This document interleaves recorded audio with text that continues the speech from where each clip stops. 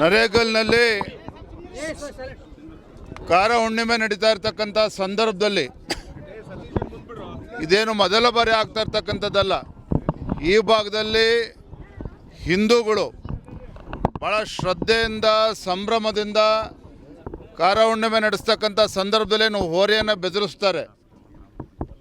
ಹೋರಿಯನ್ನು ಬೆದರಿಸೋದಕ್ಕೆ ಪಟಾಕಿ ಸಿಡಿಸಿದ್ರು ಅನ್ನೋ ಒಂದೇ ಒಂದು ಕಾರಣಕ್ಕೆ ಇವತ್ತು ನಮ್ಮ ಹಾಲು ಮತಸ್ಥ ಸಮಾಜಕ್ಕೆ ಸೇರಿರ್ತಕ್ಕಂಥ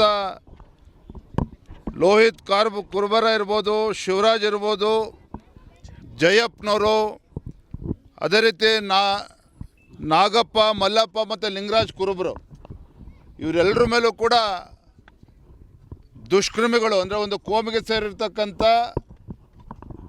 ಏನು ದೇಶದ್ರೋಹಿಗಳಿದ್ದಾರೆ, ಮಾರಣಾಂತಿಕ ಹಲ್ಲೆಯನ್ನು ಕೂಡ ನಡೆಸಿದ್ದಾರೆ. ಇವತ್ತು ಹುಬ್ಳಿನಲ್ಲಿ ಕಿಮ್ಸ್ ಆಸ್ಪತ್ರೆಯಲ್ಲೂ ಕೂಡ 3 ಜನ ಅಡ್ಮಿಟ್ ಆಗಿದ್ದಾರೆ. ಹಾವೇರಿ ಆಸ್ಪತ್ರೆಯಲ್ಲೂ ಕೂಡ 3 ಜನ ಅಡ್ಮಿಟ್ ಆಗಿದ್ದಾರೆ. ಒಟ್ಟಾರೆಯಾಗಿ ಹೇಳೋದಾದರೆ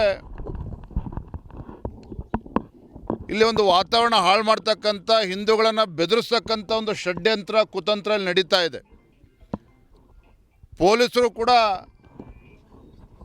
ಆಡಳಿತ ಪಕ್ಷದ ಕೈಬೊಂಬೆ ಆಗಿ ಇವತ್ತು ವರ್ತಿಸ್ತಾ ಇದ್ದಾರೆ. ಪೊಲೀಸ್ ಸ್ಟೇಷನ್ ಅಂತ ಹೇಳಿದ್ರೆ ಇವತ್ತು ಕಾಂಗ್ರೆಸ್ ಕಚೇರಿ ಆಗಿದೆ. ಇವತ್ತು ಹಿಂದೂಗಳು ಇವತ್ತು ಶಾಂತಿಯುತವಾಗಿ ಅವರು ದೀಪಾವಳಿ ಹಬ್ಬನೂ ಆಚರಣೆ ಮಾಡೋಂಗಿಲ್ಲ, ಗಣೇಶ ಹಬ್ಬನೂ ಕೂಡ ಆಚರಣೆ ಮಾಡೋಂಗಿಲ್ಲ.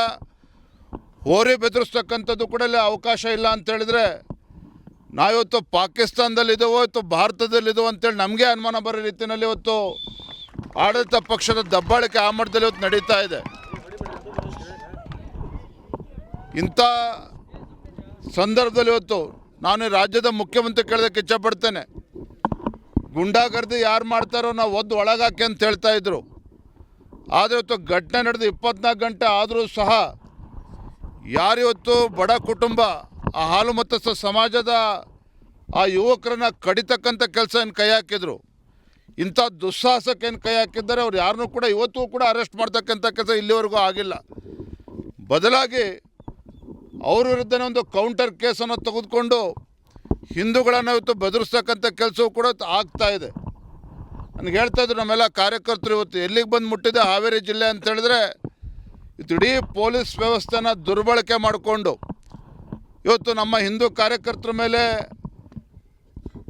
ಅನಾವಶ್ಯಕವಾಗಿ ಕೇಸ್ಗಳನ್ನು ಹಾಕೋದಷ್ಟೇ ಅಲ್ಲ, ಗೋರಕ್ಷಕರ ಮೇಲೂ ಕೂಡ ಯಾರು ಗೋರಕ್ಷಣೆಯನ್ನು ಮಾಡ್ತಾರೆ, ಹರೀಶ್ ಇರ್ಬೋದು ಅಥವಾ ಹಿಂದೂ ಕಾರ್ಯಕರ್ತರುಗಳೇನಿದ್ದಾರೆ, ಬಜರಂಗ ದಳ ಕಾರ್ಯಕರ್ತರೇನಿದ್ದಾರೆ, ಅವರನ್ನು ಕೂಡ ಅವರ ಕುಟುಂಬದ ಸದಸ್ಯರನ್ನು ಕೂಡ ಬೆದರಿಸುವಂಥ ಕೆಲಸ ಇವತ್ತು ಆಗ್ತಾ ಇರುವಂಥದ್ದು.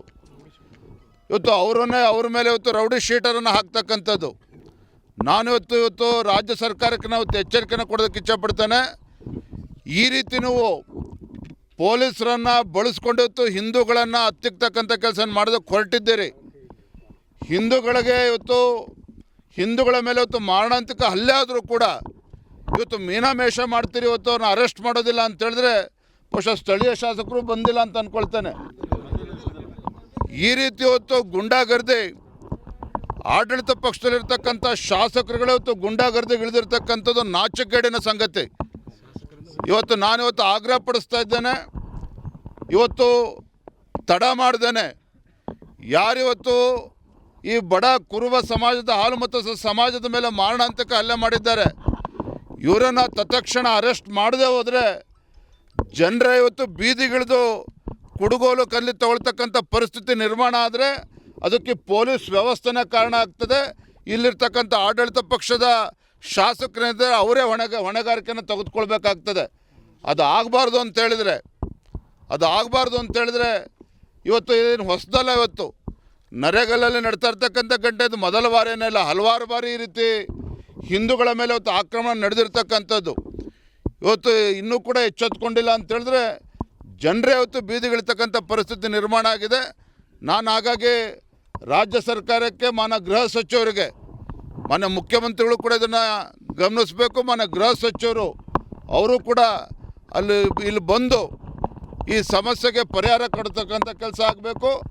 ಏನು ಹಿಂದೂಗಳ ಮೇಲೆ ಅನಾವಶ್ಯಕವಾಗಿ ಅವ್ರ ಮೇಲೆ ಇವತ್ತು ಕೌಂಟರ್ ಕೇಸ್ಗಳನ್ನು ಮಾಡಿದ್ದೇ ಆದರೆ ಇವತ್ತು ಇಡೀ ಜನರು ಇಲ್ಲಿರ್ತಕ್ಕಂಥ ಜನರೇ ಬೀದಿಗಿಳಿದು ಪೊಲೀಸ್ ಸ್ಟೇಷನ್ ಮುತ್ತಿಗೆ ಆಗ್ತಕ್ಕಂಥ ಕೆಲಸ ಕೂಡ ಆಗ್ತದೆ ಬರುವಂಥ ದಿನಗಳಲ್ಲಿ.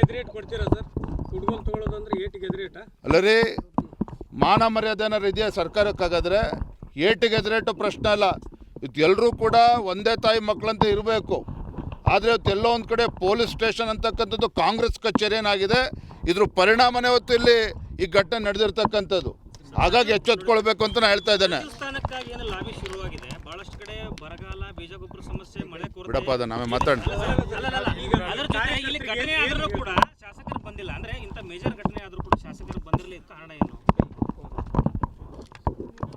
ಅವರು ಡೆಲ್ಲಿಲಿದ್ದಾರೋ ಬೆಂಗಳೂರಿನಲ್ಲಿರೋ ಅದೇ ಗೊತ್ತಿಲ್ಲ. ಎಲ್ಲ ಅವ್ರವ್ರ ಮಂತ್ರಿ ಸ್ಥಾನ ಪಡೆದುಕೊಳ್ಬೇಕು ಅಂತೇಳಿ ದೆಹಲಿಗೆ ಹೋಗಿ ಕೂತಿರ್ತಕ್ಕಂಥದ್ದು ನಾವು ನೋಡ್ತಾ ಇದ್ದೇವೆ. ಅವ್ರಿಗೇನಾದರೂ ಶಾಸಕರಿಗೆ ಇವತ್ತೇನು ಬರೇ ಮುಸಲ್ಮಾನರು ಓಟಿಂದ ಗೆದ್ದಿರ್ತಕ್ಕಂಥದ್ದಲ್ಲ, ಹಿಂದೂಗಳು ಕೂಡ ಓಟ್ ಹಾಕಿದ್ದಾರೆ. ಹಿಂದೂಗಳ ರಕ್ಷಣೆ ಮಾಡ್ತಕ್ಕಂಥದ್ದು ಅವ್ರ ಕರ್ತವ್ಯನೂ ಇದೆ. ಇಲ್ಲ ಅಂತೇಳಿ ನೆಕ್ಸ್ಟ್ ಚುನಾವಣೆಗೆ ಬೀದಿಗಿಳಿದೇ ಇರ್ತಕ್ಕಂಥ ಪರಿಸ್ಥಿತಿ ನಿರ್ಮಾಣ ಆಗ್ತದೆ ಅವ್ರಿಗೂ ಕೂಡ.